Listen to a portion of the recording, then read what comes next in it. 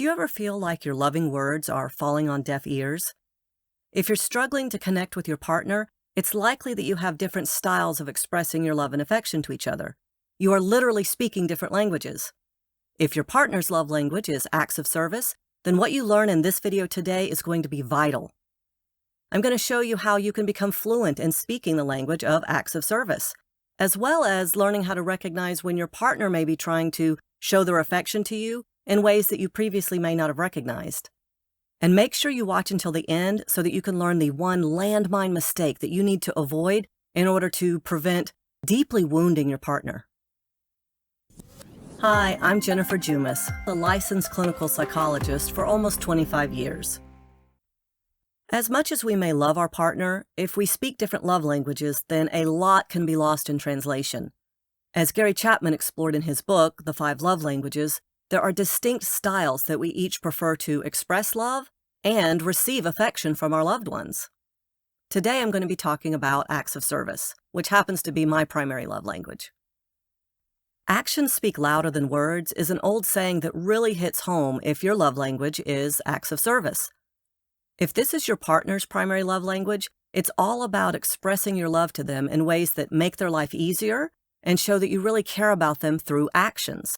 To your partner, mowing the lawn, taking the trash out, or getting the car washed just might be the most romantic thing you can do. So if you're the one performing the acts of service, it's important to remember that it's a whole lot more than just crossing a task off a to-do list.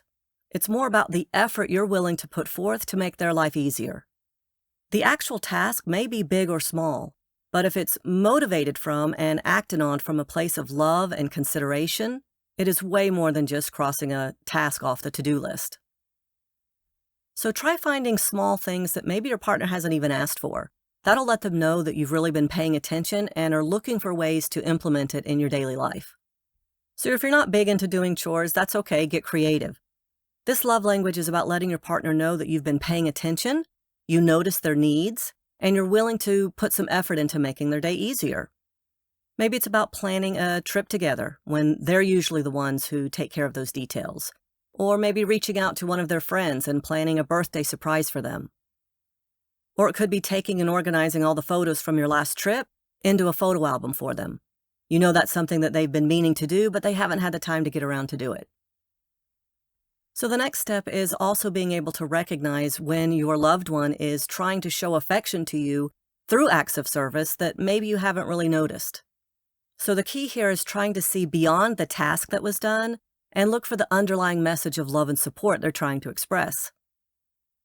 When they do something for you, it's because they're trying to let you know you matter to them and that it's worth them taking some time out of their day to do something for you. It could be something simple like they picked up your favorite food or soda at the grocery store without you asking. They're trying to let you know that they're thinking of you and wanting to support you. It's way more than just picking up something from the grocery store. So one really important thing to recognize is that each love language can actually be implemented in a wrong way that can cause more harm than good. So for acts of service, you want to make sure that you aren't doing things that make more work for your partner.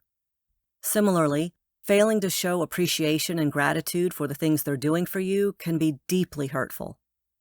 Since this is their primary way of showing love to you, it is especially hurtful if you overlook their hard work and efforts, or dismiss it as unimportant.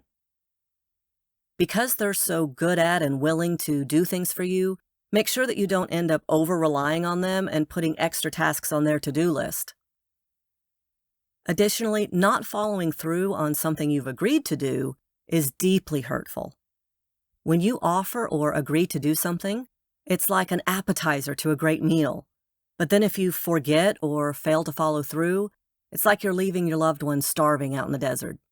You've teased them with an appetizer, but the meal never comes. I hope you found this video to be informative on the love language of acts of service, both how to express it, how to recognize it, and how to avoid the big important landmine that could do more harm than good.